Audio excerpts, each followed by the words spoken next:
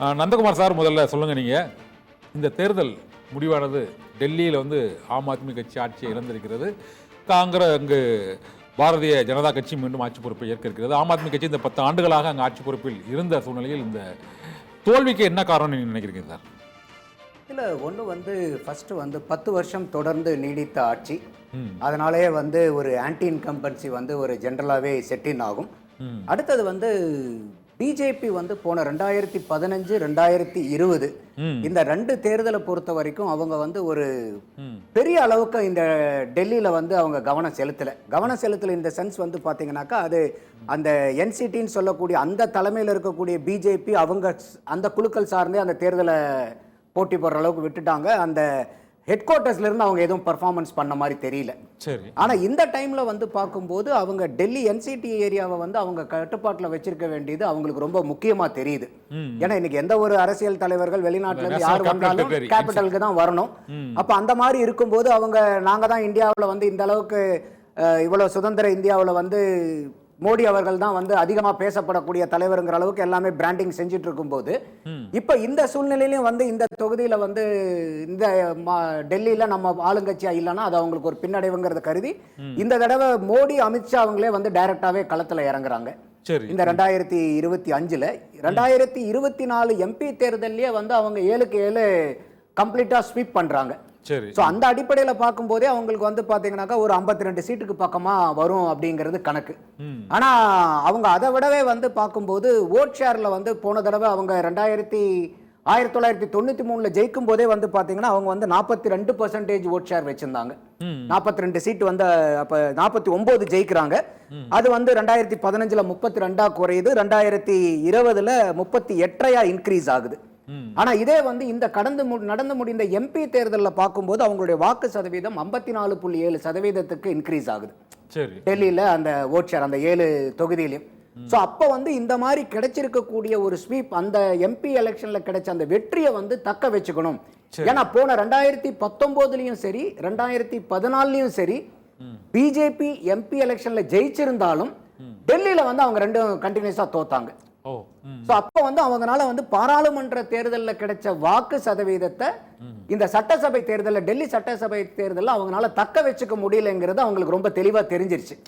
அப்ப இந்த இடத்துல அவங்க என்ன ஸ்ட்ராட்டஜைஸ் பண்றாங்கன்னா, இப்ப நமக்கு கிடைச்சிருக்கக்கூடிய நமக்கு ஏன்னா இந்த ஒரு 16% டிஃபரன்ஸ் இருக்கு அசம்பிளி எலெக்ஷனுக்கும் எம்பி எலெக்ஷனுக்கும்.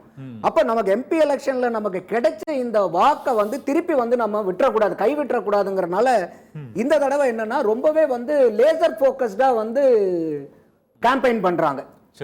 என்னன்னா அவங்க ஜெனரலா வந்து ஒரு இந்தியா டெவலப்மெண்ட் இல்ல வந்து பிஜேபியினுடைய கிளீன் ஸ்லேட் பிக்சர் அந்த மிஸ்டர் மோடி கிளீன் இமேஜ்ங்கிறதெல்லாம் பெட்டிங் பண்ணாம அந்த லோக்கல் ஏரியாவில் என்ன ப்ராப்ளம் இருக்கு, டெல்லியில என்ன ப்ராப்ளம் இருக்கு, எதை வச்சு இவங்க வந்து ஆம் ஆத்மி வந்து இவ்வளவு நாள் வந்து மக்கள் கிட்ட வந்து அவங்க வந்து ஒரு பிராண்டிங்கை பில்டப் பண்ணாங்க. ஏன்னா ஆம் ஆத்மி வந்ததுக்கு காரணமே என்னன்னா எகெயின்ஸ்ட் த கரப்ஷன். அப்ப அதுதான் அவருடைய பிம்பம். பெரிய வந்து இன்னைக்கு ஆம் ஆத்மியை பொறுத்த வரைக்கும் ஒரு வகையில நம்ம பாராட்ட வேண்டியது என்னன்னா, இன்னைக்கு பொலிட்டிக்கல் ஸ்டார்ட் அப் அவங்க அந்த மாதிரி இருக்கும்போது கட்சி ஆரம்பிச்சதுல இருந்து ஒரு குறுகிய 10-12 ஆண்டுகளுக்குள்ளார வந்து ஒரு தேசிய கட்சியின் அங்கீகாரம் வாங்கினது வந்து ஆம் ஆத்மி தான். அப்ப அந்த அளவுக்கு வந்து அவங்க துரிதமா வளர்ந்ததுக்கு காரணம் அடிப்படை வச்சு ஏறினது வந்து அவங்க வந்து இந்த ஆன்டி கரப்ஷன்ங்கிறத வச்சுதான். ஏன்னா இந்தியா அகைன்ஸ்ட் கரப்ஷன்ல இருந்து ஆரம்பிச்சு அப்போ அதுதான் அவங்களுடைய பிராண்டிங்கா இருந்துச்சு. ஏன்னா நான் ஆம் ஆத்மிக்கு வந்து ஒரு பிஜேபி மாதிரியோ இல்ல வந்து திமுக மாதிரியோ இல்ல வந்து ஒரு இந்த மாதிரி கட்சிகள் மாதிரி அவங்களுக்கு கோர் ஐடியாலஜி பேஸ் இல்ல, அந்த ஆன்டி கரப்ஷன்ங்கிறது மட்டும்தான். அப்ப அந்த மாதிரி இருக்கிறதுல வந்து அவங்க வெற்றியும் அடைஞ்சாங்க. பட் அந்த கோர் ஐடியாலஜி இல்லாதனால இந்த வெறும் ஆன்டி கரப்ஷன்ங்கிறது மட்டும்தான் அவங்களுடைய பிரதானமான இமேஜ் இருக்கும்போது என்ன ஆகுதுன்னா, அந்த கரப்ஷன்ங்கிற அந்த ஆன்டி கரப்ஷன் பார்ட்டிங்கிற இமேஜே இந்த லிக்வர் ஸ்கேம்ல உடைச்சு எறிஞ்சாச்சு. அவரை வந்து பல தடவை வந்து அவங்க வந்து இடி வந்து சம்மன் அனுப்புது. நம்புறாங்களா சார்? அது அவங்க உண்மையிலேயே அந்த மோசடியில் ஈடுபட்டிருக்காங்க, தண்டிக்கலையே, அது அவங்க விடுதலை ஆயிட்டாங்க. இல்ல பெயில்ல தான் இருக்காங்க, இன்னும் யாரும் விடுதலை ஆகல. இன்னும் வந்து ஒரு அரவிந்த் கெஜ்ரிவால் வந்து பெயில்ல தான் இருக்காங்க.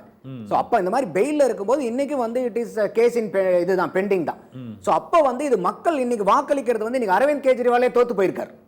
அப்ப அரவிந்த் கெஜ்ரிவாலே தோக்குறாருன்னா அந்த கட்சியினுடைய ஒரு பிரதான அடையாளமா இருந்த அரவிந்த் கெஜ்ரிவால் அவர் கூட போட்டி போட்ட அந்த பிஜேபி கேண்டிடேட் கிட்ட வந்து ஒரு 3000 சில்லற வாக்குக்கு மேல வந்து வித்தியாசத்துல வந்து தோற்கிறாருனாவே, அரவிந்த் கெஜ்ரிவால் அங்க தோற்கிறாருனாவே மக்கள் அந்த இடத்துல அவங்கள வந்து நிராகரிக்கிறாங்கன்னு அர்த்தம். இன்னைக்கு ஒட்டுமொத்தமா வந்து ஆம் ஆத்மி தோத்து இருந்து கூட அரவிந்த் கெஜ்ரிவால் வந்து தோக்காம இருக்கணும்.